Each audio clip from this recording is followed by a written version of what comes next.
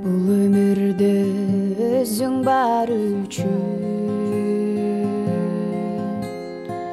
тагдырыма мен ыраазымын. Ичке катып сүйүүнүң